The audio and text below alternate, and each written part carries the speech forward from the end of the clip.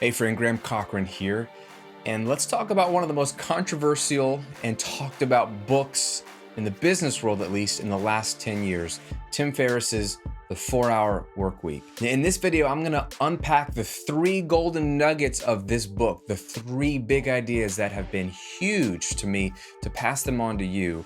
And I'm gonna be doing more book reviews in the future on the books that have actually put money in my pocket, have actually transformed my life in a positive way and helped me grow my businesses. But full disclosure before we dive into today's book, I originally bought this book in 2007, I think the year it came out, on a lunch break from my corporate job that I hated while browsing a bookstore looking for a book that would get me out of my rut. Lo and behold, I see a book called The 4-Hour Workweek. Who wouldn't want that? And who wouldn't want the subtitle, to escape the 9 to 5? That's exactly what I was doing at the bookstore, trying to escape my 9 to 5, at least for 45 minutes, and buy a book that might show me a better way to do life. Took the book home, read it, returned it to the bookstore the next week, because to me, the entire book seemed like a fairy tale. I couldn't believe any of it, didn't make any sense to me. It was way beyond my realm of possibility in my mind.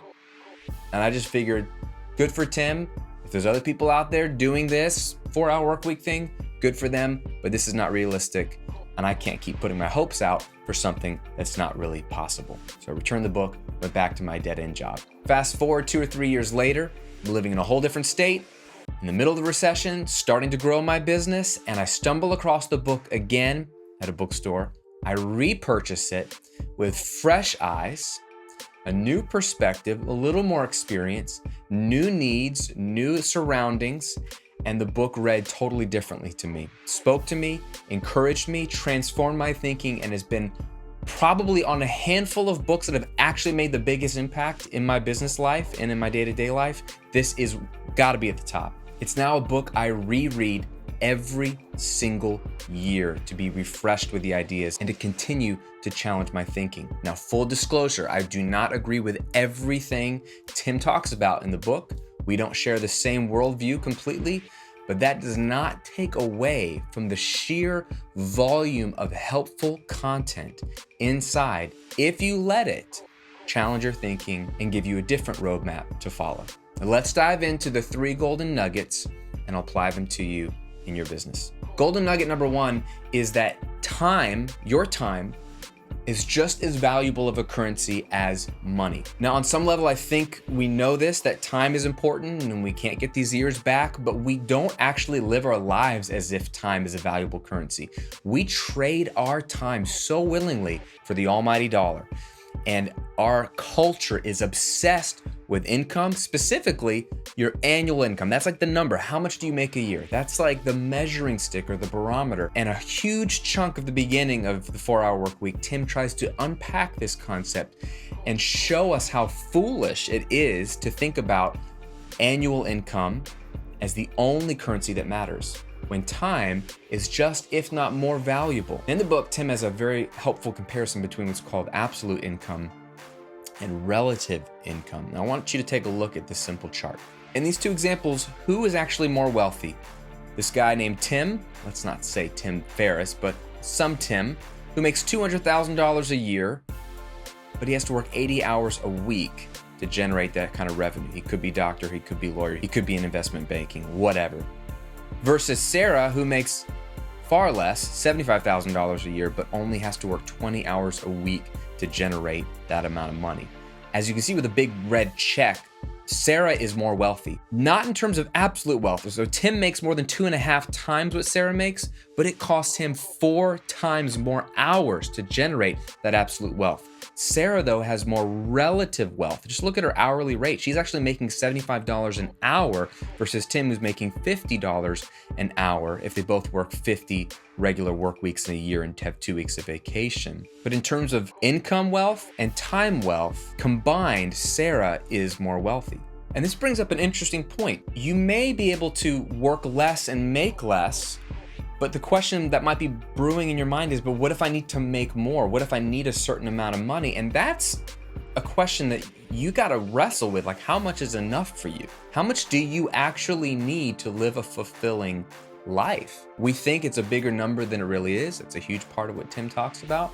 And he challenges you, and I would challenge you to really think about what you actually need to survive and then thrive. It's a lot less than you think, but when we have these arbitrary numbers like 6 figures or multiple 6 figures or 7 figures, we're doing ourselves a disservice when we really should do the due diligence of figuring out how much money we actually need to live a full and fulfilling life. Maybe that means downsizing your house or moving to a more affordable area, or just stop wasting your money on stupid stuff so you can actually enjoy your life. Because that would bring that absolute income that's needed down, because maybe Sarah only needs $75K a year to live a happy and fulfilling life. And actually the studies would show that happiness does not improve when you get beyond $75,000 a year. It's kind of like where happiness caps out at 75. We can talk about that in another video. But what's important to know is that yes, money is valuable. And yes, we need a certain baseline amount of money to be able to buy groceries, pay rent, live, that kind of stuff. You have to consider having the time to enjoy that money and the flexibility to enjoy that money. Time is a currency. Golden nugget number 2 in the 4-hour work week is that 80% of your activities and my activities at work are not necessary, and they could easily be eliminated, automated, or delegated. This is huge. There's a whole section in the book called Elimination. There's 3 chapters. If you skip the whole book and just read those 3 chapters, it would change your world if you let it. Because what Tim does is really challenge what we do all day. Most of us go to work and we work 8-hour days, 10-hour days, whatever it is, and most of those hours are not that productive. If you really, really look at output from input, not that productive. Most of it is what he calls work for work's sake. We just fill the time. And I think there's a systemic problem with the management of companies and organizations at large that continues to propagate this sit in your seat, butts in seats, be in your office, be at your desk, fill the day. When if we really had the guts to say, what activities do our employees need to be doing? And if you're a business owner, what activities do you need to be doing to actually create revenue? There are very, very few that actually put money in your pocket or actually grow the business. There's usually the 1 or 2 or 3 things that generate most of the profit, most of the growth, most of the sales, and you can ignore most of the other stuff. It can either be completely cut out, or it can be automated because of tools online and on computers these days, or it can just be outsourced or delegated to somebody else. Whether you hire somebody or you have a contractor, you can free up so much more of your time if you're willing to apply Pareto's principle, which is the 80-20 rule. I'm going to do a whole video or 2 on this coming up to really unpack that concept. But he breaks that down beautifully, better than almost anybody else I've seen break it down. And another powerful concept called Parkinson's Law. And I'll break these down in a future video as well. But just know that the golden nugget here is that most of us can't get ahead in our businesses, and most of us feel like we have to work all these crazy hours because we're doing stuff that actually doesn't move the needle. And if we had the guts to be brutally honest, we could severely reduce the number of hours we work and maintain, if not grow, our income. I'll give you an example of my own life. When I started my business, The Recording Revolution, I was putting in 32 hours a week of work, which is a nice mild work week, by the way. I've already talked about how I don't ever work Fridays. It was always Monday through Thursday, 8 hours a day. It's 32 hours. Every year I have tried to reduce the amount of hours I work, not because I'm lazy, but because I want to be efficient and effective. I want to do what's effective and no more. I don't want to waste any hours of my life on something that actually doesn't make a difference. So I'm always asking myself, what really is the 20% that creates the 80%? So in the last 8 years, I've gone from 32 hours a week to making more money than ever before, and I now work 5 hours a week. That's it. On The Recording Revolution. Now I have other businesses and other projects and things I do, but my main source of income, my main business that has grown every year, what once took me 32 hours of actual labor in my office takes me 5 hours of actual labor. This is from eliminating, this is from automating, and this is from delegating. It has taken me time to get there, but it has been a goal every year to reduce the hours, because when you do that, you free up time for other important things as well. Golden nugget 3, and final golden nugget from the 4-hour work week, is that life is meant to be lived, not deferred. Now, depending on what country you're in and what culture you grew up in, this may make sense or not make sense. If you're an American culture, Western culture, there is a sick obsession with life deferral. You just work a job you hate, or tolerate. Work whatever job can make you the most money. And if you're smart, which most people aren't even smart, you save and invest that money so that one day when you're in your 60s, you can actually stop working and go live the life you want to live. This is deferring life. Now, Tim makes the case, and I agree, that life is meant to be lived, not deferred. Now, we may disagree on what living life versus deferring life looks like, and you may disagree, and you might have your own idea, and that's the beautiful thing. I don't think living life now versus later means just lay on the beach all day, although I do enjoy laying on the beach, or that I just stay on Facebook all day or watch Netflix all day. I'm not trying to find a way to make money so I don't have to work.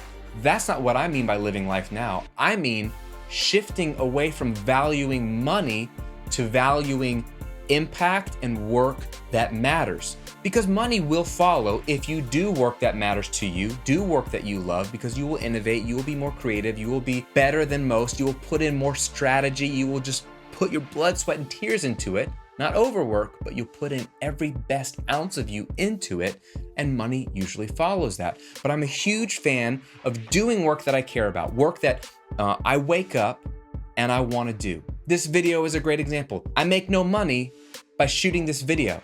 Taking time to set up a camera and lighting and outline this and teach this to you and share this with you and post it. I don't make money doing this. This is something I love to do. I have time to do because I have built a business that I also love that's making me money and affording me the flexibility. And it's a beautiful, virtuous cycle of living your life now. I believe life is meant to be used up to love and serve people. Jesus said it best in the Bible that it's more blessed to give than to receive. And if you actually unpack the Greek word for blessed there, it's the word that means happy making. It's more happy making for you to give than to receive. You will actually be happier if you spend your life giving to others. And I can't think of a better way to give than to be an entrepreneur, to build a business that serves people through a product or service or whatever that makes people's lives better. How fun is it to wake up and do that? Do work that you love. That is living life now, not deferring life later. Don't work a dead-end job just because you wish you had more money. Reorient your thinking to what's valuable. It's not just money, it's time.